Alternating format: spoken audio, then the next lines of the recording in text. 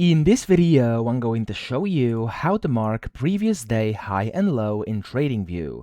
Now, there's actually two ways to do this. One is going to be manual, which of course you could do it manually. You could go and select time frames and then just go and draw it using the drawing tools, or maybe like adding lines or stuff like that. But the method I usually use, because it's the easiest and the quickest, is to actually use it built-in indicators. So go to indicators up top, and then from here, what you want to look for is previous day high, low. Okay, now when you type that in, you can see there's a bunch of different community indicators. Of course, you can use any of these. I'm going to use this one, for example, and as you can see, it's going to give me that like this. But of course, if you don't like the look of it, so if you put on something you don't like, you could just go and remove it, and you can add a new one. So for example, let's say I'm going to try this one over here. I'm going to click on it, and yeah, there we go. This is something I've been looking for over here. Okay, so that's how we do this. Of course, you can test multiple and then see whichever one suits you the best. Remember its name, and then you can even star it. So if you go to indicators, you can put, of course, this star next to them, and then they'll be under your favorites, and you can put them on wherever you want. Okay,